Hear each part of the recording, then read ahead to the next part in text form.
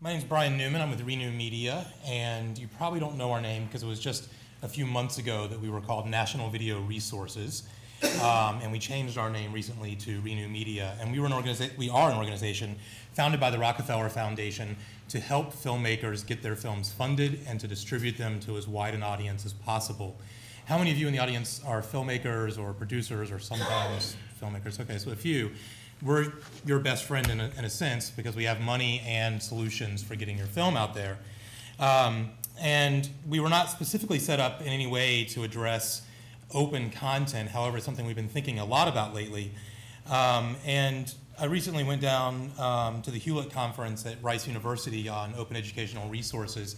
And one of the things I learned there, and that I've learned here, not from these particular speakers, is that this movement has a real need for learning storytelling and needs to learn how to tell its dreams and its vision and its success stories better to get more people interested in this area. And the area I'm in film and video, is the land of probably too many stories. Not just in terms of narratives and documentaries, but also a lot of false stories and a lot of false stories of success. And so I want to talk a little bit about some realities in the video marketplace, and then talk about three interventions that we've done along this area in terms of financing, one of which at the end is sufficiently heretical enough, I think, for this audience that it should at least get everyone's attention away from the computers for a few moments. How many of you have heard of the film Super Size Me by Morgan Spurlock? So I think everyone almost here has heard about it. And you've probably seen it, you probably saw it on DVD, you saw that his box office was several $1 million. The reality of that film, though, if you talk to Morgan, is he didn't make a dime from that film. Now, he now has a TV contract and a TV show, and he's making his next film, and he produced a film called What Would Jesus Do? So he's gotten some success out of it, but the reality behind the story is that he didn't make a dime. He's now starting to see a trickling in of some money from the DVD sales. But there's, what I'll get to here in a moment a little bit more, is there's a lot of misinformation about the possibilities in narrative and documentary film and the success behind them, and not enough true stories and true numbers. We hear a lot of them because we run a program called the Media Arts Fellowships, where we give out $1 million annually to filmmakers in the United States and Mexico, as well as new media artists. And so we hear a lot of their gripe stories about what they do not make with their productions. And I think that it's pretty safe to say that we know artists pretty well, because over 20 years we've funded over 500 artists to the tune of about $12 million. And in addition, I know David and the NEH pretty well, because we do programs where we take films out, and we've done a lot of them to public libraries and museums and other nonprofits around the country, where we work with NEH funding often to curate series around a certain topic, like human rights, or we just had a series called Looking at Jazz that went to several places around the country with NEH support. So we also know about reaching audiences with these projects. One of the things that we've learned about with artists is that, and again, I should point out, we are not about open content. We don't require that with our grants right now, although it's something we every now and then talk about. But we've learned a lot from our artists, and one is that they want the freedom to create their vision. And on top of that, and very close second, they hope to make a living from what they're doing. However, most of them don't. And while you would think that would lead them to think about alternate strategies, you know, Morgan Spurlock, if you asked him, will you give your film away for free in an open content system of any end of the spectrum, his answer would be no. He wants to make sales of that film. And that's a reality that we have to face with a lot of content. And we think that's fair enough. Artists should be able to make some kind of living from their work. And we also feel that there's a myth going around that nowadays you can just do anything you want. The cameras are so cheap, you can distribute it so cheaply through YouTube. And while I watch user-generated content, quote unquote, we call them filmmakers, as much as everyone else does, the reality is that quality educational content and quality important artistic works often still take a lot of money to fund. Most of the artists that we fund are never spending less than $200,000 on their production, and often they're hovering around $2 million for both documentaries and fiction films. It's still expensive. And while there are new resources to get your films out there to a public, the most successful video on Rever, which is one of the few places that pays people for their user-generated content videos, the most successful one, the Coke Mentos video, I think everyone's probably seen that, where they put the Mentos in the Coke and it sprays everywhere. I think that's now made maybe $30,000 at its payback from Rever, and that's the most successful story they have. So we don't necessarily consider that a success ourselves. Some other realities out there is, and this is very obvious, it's an underfunded, overproduced field.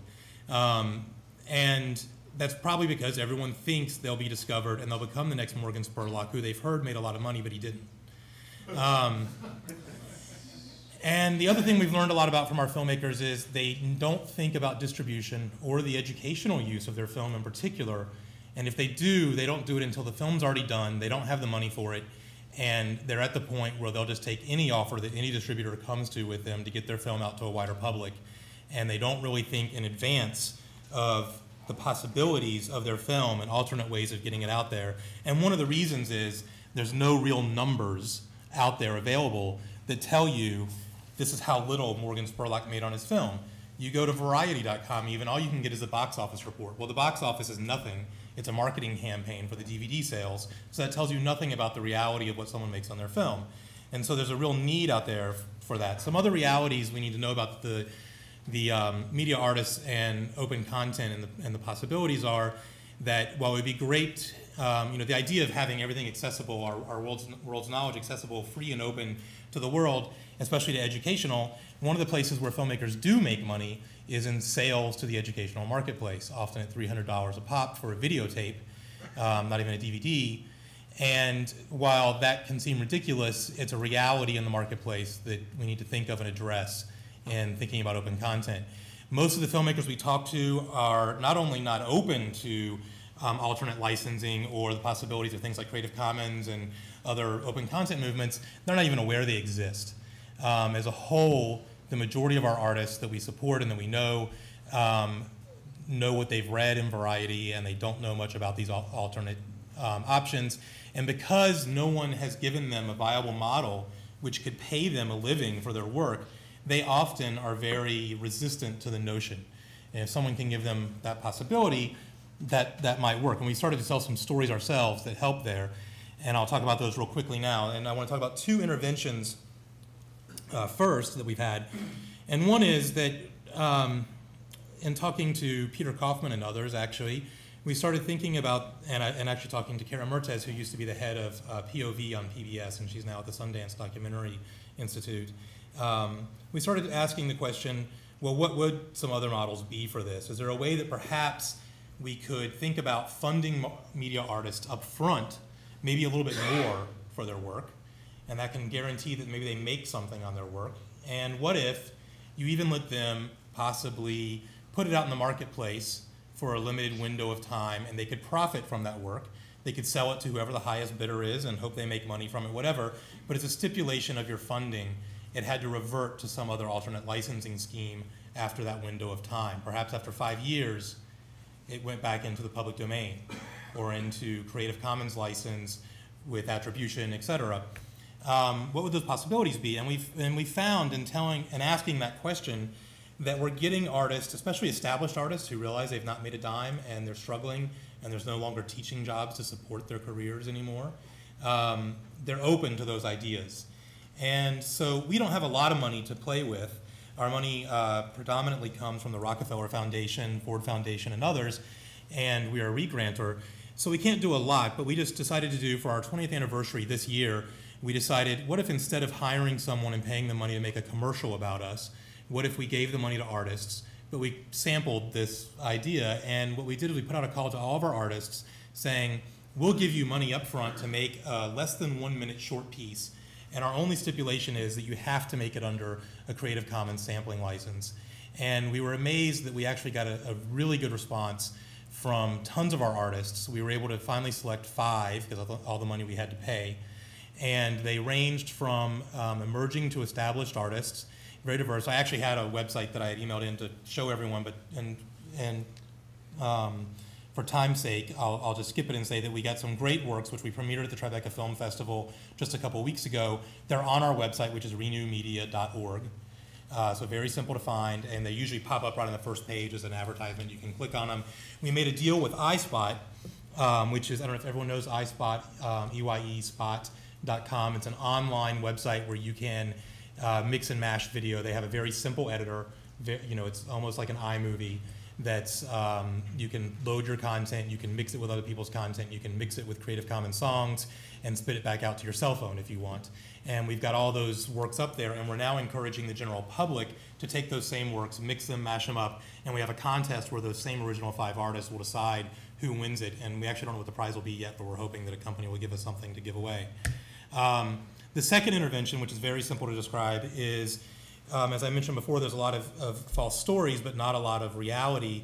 So we have contracted with Peter Kaufman and Intelligent Television here through a MacArthur-funded study to study the economics of distribution with the goal, we hope, will prove our theory that people aren't making money.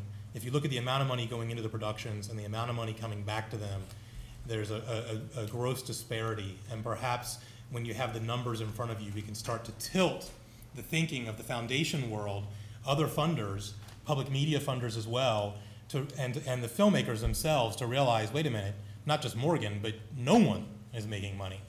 There's 4 or 5 people every year that might be making some money, and maybe that can help do something different.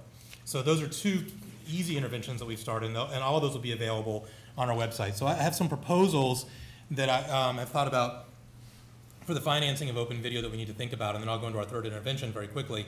One is that I hear a lot of black and white in a lot of these rooms, and I think most people here are pretty reasonable, so they understand this, but I think it's really important to realize that the future is not open versus paid. That's not going to ever be what the future is. It's going to be a mix of those 2.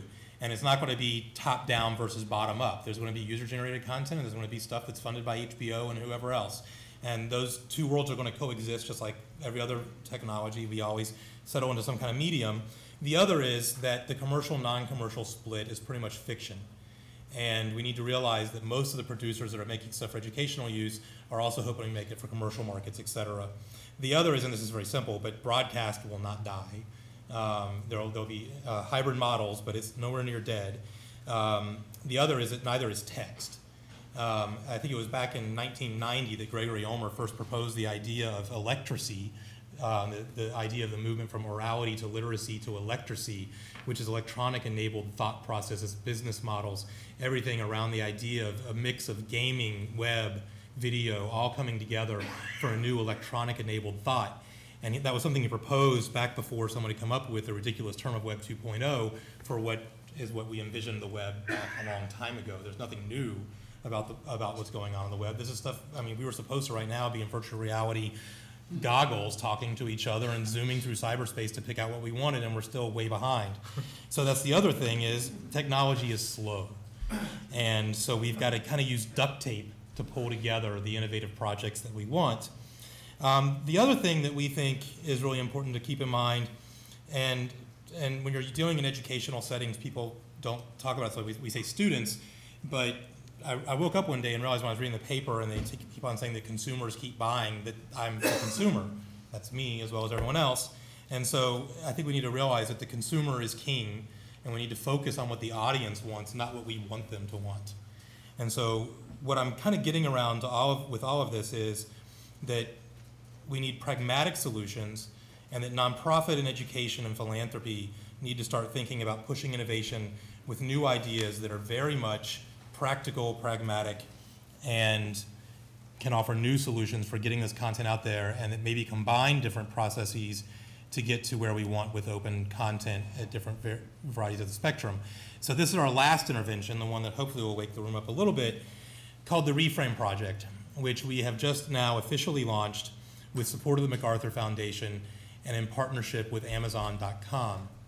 And our project's goal is in some ways much like the Google Book Project, but with the rights holders' permissions and with them actually having the chance to make money back for their works. And what we've done is we've realized there's a lot of films stuck on the shelf. There's a lot of film and analog formats and others that aren't accessible, and because of rights clearance issues, et cetera. And there's a lot of filmmakers and distributors and archives, not archives as much, but definitely distributors of content that we want to use in the educational setting that right now are not open to open content models, although they may be so in the future. The other thing we realized is that when I was down at Rice University, people kept on saying very quickly, well, you know, we have to face the sustainability issue and the rights issues, and then they would move on to some other topic because they didn't want to talk about those two because they didn't have an answer for any of them. So we think we've built with this project, which I'll go through, something that could potentially be a sustainable solution to get this content out there and that could move into open content solutions. So what we've done is we have partnered with Amazon, Custom Flicks, and Unbox, two of their divisions. And we are going out to archives, distributors, filmmakers with a large body of content, museums, libraries, and we are going to be offering to digitize their entire libraries for free, on video for free, on film at cost. And when I say at cost, we have worked with a lab, and this is not a less than quality job. We're working with an established laboratory, and on average it'll cost about $400 for 90 minutes of 16 millimeter or 35 millimeter with sound. We can also do Super 8, regular 8, all kinds of formats for that are cheaper, and it's about $400. However, we do it on a deferred basis, so you can start making money back from that content sale and start paying off the cost of that digitization, and we hope to be moving to where film will be free as well. The deal that we have made with Amazon is non-exclusive, and that's a key thing to keep understanding throughout this entire thing. So while we will help you digitize your works and make them for sale, which I'll talk about in a second, all of this is non-exclusive. So if you were, for example, to come to us and say, I want to work with a different lab and then put my stuff in your system, we'll work with you on that basis as well. If you want to, when we digitize your works, by the way, we will give you back at the beginning a digital copy of your work as a DVD master. And if that's not good enough quality for you, we can offer almost any item you want, a hard drive, you know, what you need for iTunes, and we'll give it to you on a non-exclusive basis, and you can take that content and make it available for free on an open content system, or you could make it available for sale through iTunes. We don't care. We're definitely going on the long tail model of realizing that if it's in our system, we don't care where else it exists. One of the things that we're going to help people deliver it through three methods. DVD on demand, and we think this is a crucial part of the project that makes it different than what other people are doing. Every single day, I think today, 2 more places launched that are offering digital downloads, and the reality is that's great, but no one's using them. It's a very small marketplace. People still want something they can get onto their TV, and people still want DVD at this time. So we're offering DVD on demand. No inventory is needed, so you don't have to print a 1,000-copy run or something like that. We're also offering digital download to own or to rent at prices set by the rights holder and at favorable splits to the rights holder and at variable times of rental. So for example, a university could choose to download a digital copy to their server and show it in their classroom and have it expire after they've shown it once or after an entire semester, or they could give logins for their students, which could last for an entire semester or for an entire year, or you could purchase the copy in perpetuity. We can set all of those based on what the rights holder wants to do and what the universities want to do. And again, all of these options are opt-in. So if you want to do DVD on demand but not digital download, you can opt to do that. All of them are opt-in processes. And the last thing where it says ingest on demand here is not the best solution, but if you've got a large body of film content and you don't have the money for the digitization and we haven't been able to help you raise a grant for it, we can do a project called ingest on demand where we put all of your metadata into the system. And working with Amazon, they have some algorithm that I don't even understand that says after 4 people or whatever look at it, they're confident it's going to sell enough that they'll go ahead and ingest it and digitize it and cover all the costs. So we can do things like that as well. We are also simultaneously, because getting it up on Amazon, big deal, who's going to find it, we're building a separate website, the Reframe website, that is an educational marketplace focused website. And if you imagine all of the social networking that's out there on Facebook and everything else, it'll be part of our website, but geared towards professors, scholars, and other educators who want to find content and get it out to their students and others. They can recommend things to each other. If you're a professor of film studies in Oklahoma, you could look at what David Bordwell is teaching in his class at University of Madison, Wisconsin, order the same thing for your students, put it on your syllabus, they could find the work, download it themselves, recommend it to their mom, whatever they want to do. It's branded by the catalog holder, so whether it's a filmmaker or a distributor or an archive, And it's very participatory, and we're using Amazon's recommender systems. There's a lot in this project, but I'm going to go quickly, and you guys can ask questions later. Here's a little schematic made by someone who thinks right to left instead of left to right, so you have to look at it somewhat in reverse. But the idea is that the Reframe Project, any content holder can put their analog content or digital into us. We return a digital copy to them on a non-exclusive basis. They can take it out into any other marketplace they want to. We can help them make it available for DVD on demand, digital download or rental. It's a non-exclusive multiple marketplace option as well, where we will go out and on behalf of thousands of hours of content, we're hoping to have 10,000 titles in this system within 1 year's time. And we're confident we can do that based on conversations we've already had with some content holders. Because of that, we'll be able to negotiate better splits for them with places like iTunes, et cetera. And then the last thing is, and this is what becomes important to this meeting, is because it's non-exclusive, if people want to make their content available on a free basis on any kind of range of open content, if they want to make it available for free in certain settings and fee in others, we can help them do that through our website. And then the last thing is, because this is not something that's easy to do, from the beginning, we realized we have to address all of the different problems here. So we are doing a series of convenings around particular solutions to certain problems, such as public media, such as archival issues, when your film can't even be digitized because it's not in a shape to be done so. How do we address that? Our hope is to be doing joint large grants to bring out to archives where we can say this is an important body of work that needs to be preserved and kept in an analog format, yet we can put it in the system and make it sustainable. And last, we will also be doing a lot of work around rights issues, which will be a huge stumbling block for a lot of this work. And most of it will become bigger than what we can solve, but we're hoping it can be a nexus where people can gather to think about these issues and try to address them, and the people who are better at it than us, like public knowledge, et cetera, can address those issues. And those are, and the last thing is, again, we think that this could be a sustainable way to work towards open content because we've built what we've termed and coined a with-profit solution, not non-profit, not for-profit, but the combination of the two that could allow for both open and paid content and potentially become a sustainable place to have both. And thank you.